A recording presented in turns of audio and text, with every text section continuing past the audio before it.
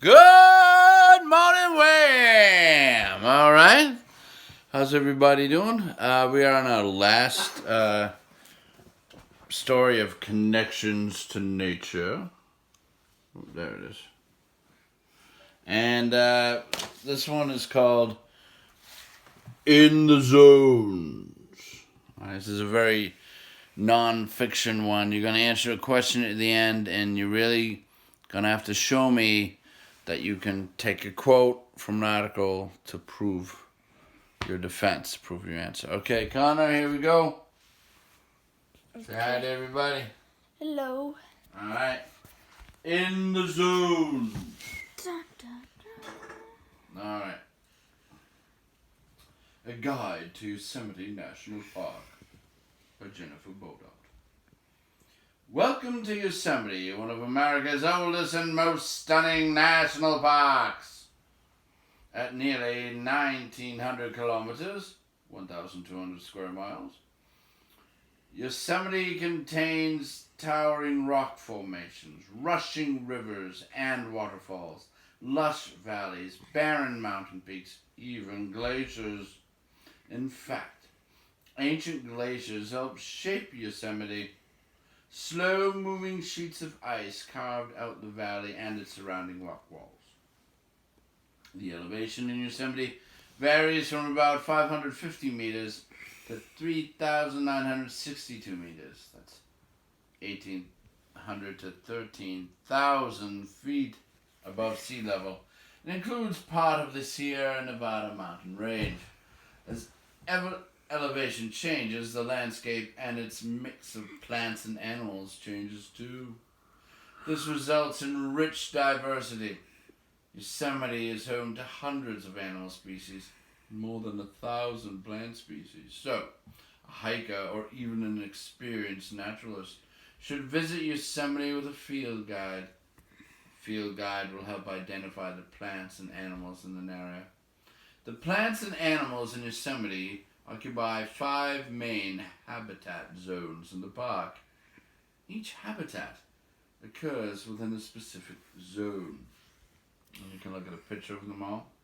The alpine zone, the subalpine zone, the upper montane zone, the lower montane zone, and the foothill woodland zone.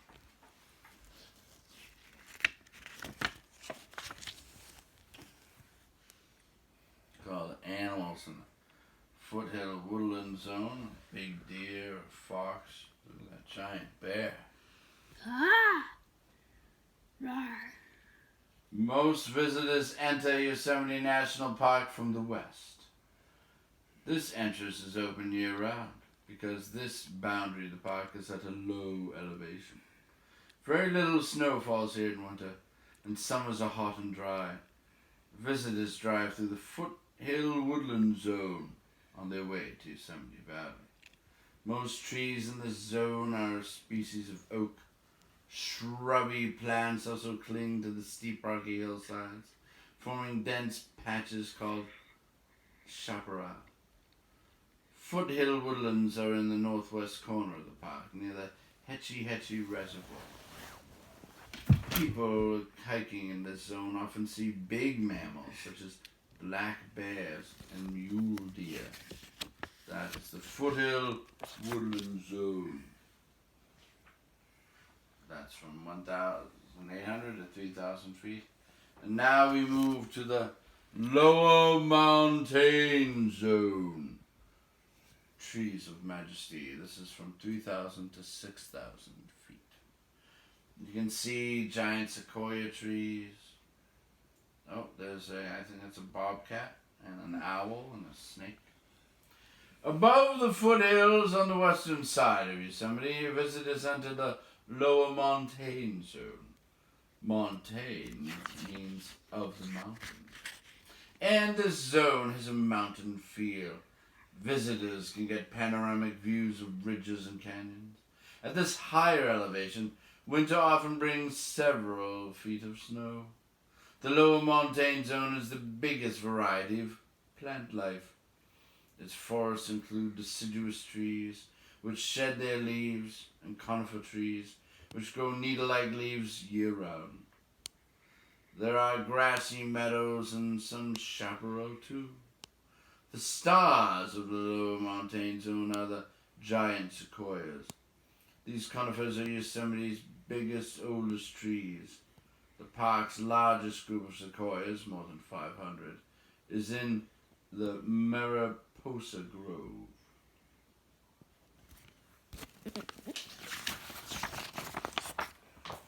Now we will go to the upper montane zone. The animals getting smaller and smaller, and there's some lizards and a squirrel. Squirrel! Squirrel. Yeah.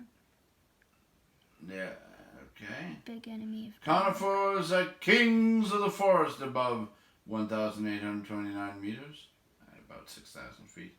Where the upper montane zone begins, conifers replace their needle-shaped leaves, a few at a time over the course of the year. Many people call them evergreens. Most trees in the upper montane zones are species of fir, pine, hemlock, and juniper.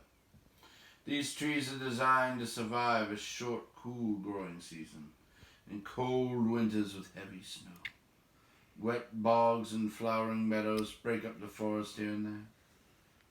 Golden mantled ground squirrels and blue grouse scurry across the floor. Porcupines and great gray owls seek shelter in the trees. Then we go to the subalpine zone. No, there we go. Got the small animal chipmunk. We do have one big animal, the Sierra Nevada bighorn sheep. Oh. The subalpine zone is from 8,000 to 9,500 feet. The subalpine zone is the highest elevation at which trees can grow. Winters here are long, cold, and snowy.